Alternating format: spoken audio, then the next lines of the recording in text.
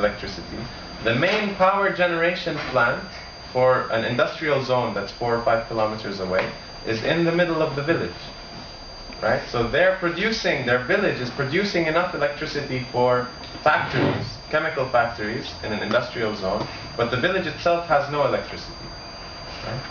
Over 85% of the unrecognized villages have these high-tension electricity wires running over them.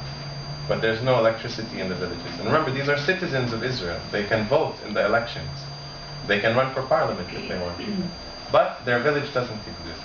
Today in the Naqab there are 80,000 Palestinian citizens of Israel living in unrecognized villages.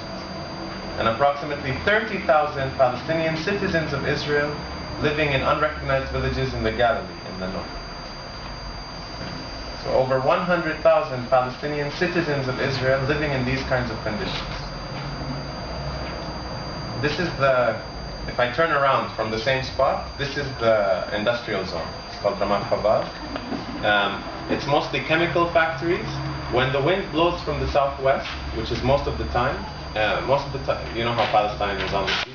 So the wind usually comes in from the sea. Right? So the wind usually blows towards the east, so towards the village. All of the chemical emissions, the toxic emissions from the chemical factories blow into the village. Right? There used to be an Israeli military camp close to here, but the soldiers were getting sick. Soldiers were spending 2 months or 3 months there and they were getting sick. So they moved the military camp. The village lives there 24 hours a day.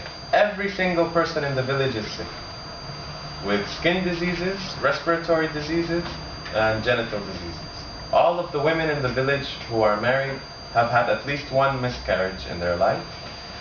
The way the villagers talk about it, the luckiest person in the village only has asthma. In 1968, the Israelis figured out how they want to deal with these Palestinians. They began to recognize some of the villages. Between 1968 and 1983, Israel recognized 7 villages. And they called them in Hebrew Rikuzim. The meaning of Rikuzim is concentration areas. Right? So concentration towns. So there are 7 concentration towns in the Negev. This is the first one, it's Tel Sheva. You see it in the distance with the mosque and the buildings. And the photo is taken from an unrecognized village called the Shir, which has 2,000 to 3,000 Palestinians living in it. So here's the idea. You kick out the Palestinians from the unrecognized villages and you squeeze them into the Rikuzim, into the concentration areas. So, and you can see it on if you go up, there's one hill in the fence area, and if you stand on top and look around, you can see clearly how it works. All of the kind of iron, like cheap buildings, these are unrecognized villages, and then the idea is to clear out all of this area from the Palestinians in the unrecognized villages and squeeze them into the concentration areas, which you can see in the distance, because there are buildings built from stone. So these are the concentration areas.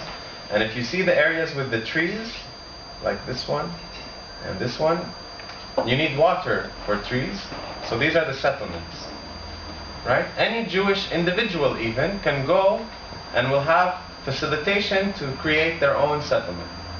For one person or for a community. And as soon as this person settles, they immediately get water, electricity. I mean, here's a close-up picture of one of this. This is an individual settlement. One person lives in this house on acres and acres of land. Oh, it's wonderful. Yeah, immediately get water, electricity. If he calls an ambulance, the ambulance will come straight to his door and pick him up. If he has children and they want to go to school, the school bus will come and pick them up. Who can refuse that? It's a very good deal. So, but you can see that within 1 to 2 kilometers of his settlement, you have hundreds, maybe thousands of Palestinians living in the unrecognized villages with none of these services.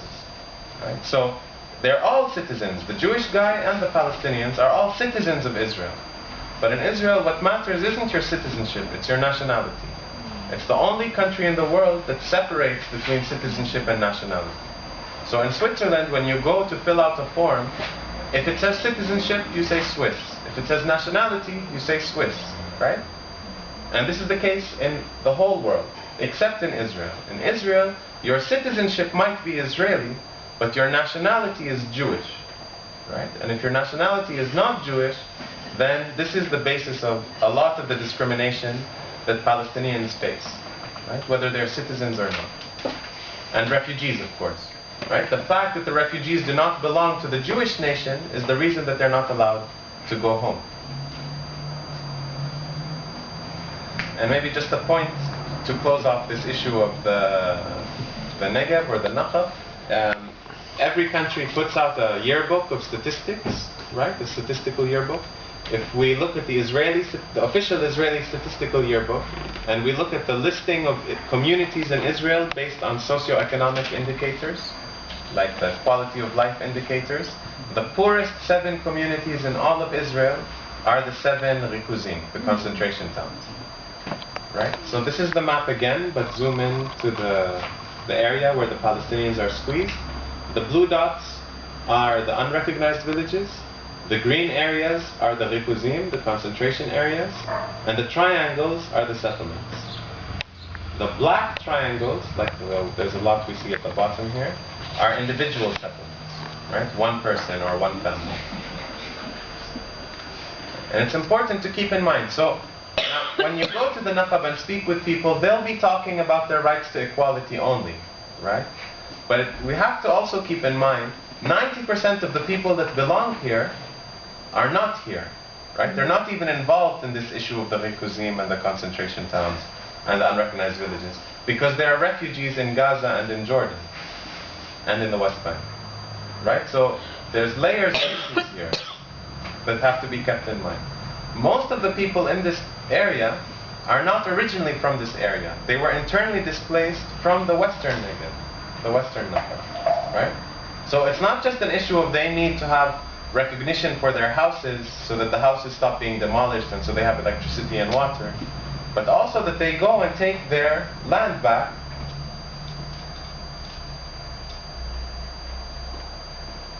Here, like you see how much, it's all of the gray area in this map belongs to them.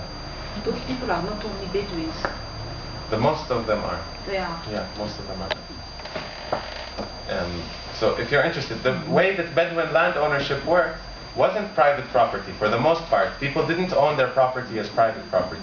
The tribe owned a massive amount of property, right? And they didn't necessarily live in one stationary place. Within their territory, they moved. Where there was good water, where there was some greenery for the sheep, etc., they moved within this territory. But all, like the British occupation, before them the Ottomans, before them, all of them recognized the collective ownership. It's a strong type of legal ownership, right? It exists, it's not like a fiction.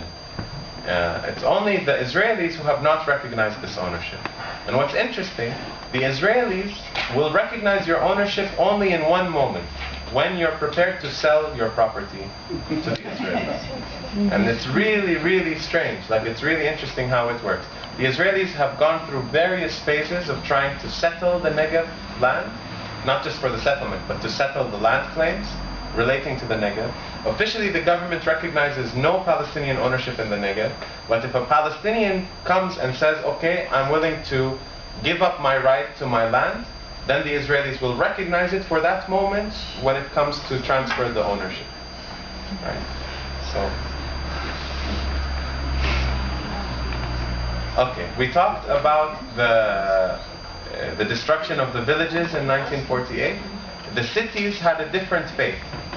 There are 5 Palestinian cities like Beersheba, which is here, which were completely cleaned of their Palestinian population. Beersheba, Birsaba, Bisan, Safad. There's one Palestinian city that remained a Palestinian city. This is Nazareth. Actually, most of the Palestinians from Nazareth were kicked out, but then Ben Gurion was worried that Christians in Europe would get angry that he removed all the Christians from the city of Christ, so he allowed some to return. But there are 5 Palestinian cities that the Israelis call the mixed cities. And they are called the mixed cities because some Palestinians were able to remain. And what the Israelis did is they squeezed all of the Palestinians into one neighborhood. Right? So in Ramle, they squeezed them into Jawarish neighborhood, the Palestinians. In Akka, they squeezed them in the old city. In Lid, they squeezed them into a neighborhood called the Mahatta neighborhood. Now, when Jewish refugees were coming from Europe, they saw a neighborhood that was surrounded by a barbed wire fence. You have a soldier and a checkpoint on the door. You must have a military written permit in order to come in or to leave the neighborhood. So immediately these Jewish refugees remembered places like Warsaw and other cities that they lived in. So this is a ghetto. So because they were calling it the ghetto, Palestinians started to think that the word ghetto is a Hebrew word that means Arab neighborhood. Right? So until today, they think they're speaking Hebrew when they say, I live in the ghetto. And they think they are saying a Hebrew word that means Arab neighborhood or Palestinian neighborhood. So in Al-Lid, it's Mahatta neighborhood. And in all of the 5 ghettos, in the 5 mixed cities, the Palestinians are facing home demolition and eviction. Again, these are all citizens of Israel. Yeah. So the way it works in Al-Lid, in each place it has a different legal cover. In Mahatta neighborhood, it's interesting because the municipality rezoned the area from residential area to agricultural area. Right? So Mahatta ghetto is now officially agricultural area. So again, if we read the law, it looks very nice. It's going to create green space with vegetables and fruits and trees. But in reality, what's happening is they pick the area that has all the Palestinians, and now most of these Palestinians, specifically the ones who live in houses that were built after 1948, all of these houses are now illegal. Which means that if you live in one of these houses, which is 600 families in Mahatta neighborhood, then you're facing home demolition and eviction. Right? So 600 Palestinian families, all of them citizens of Israel, are facing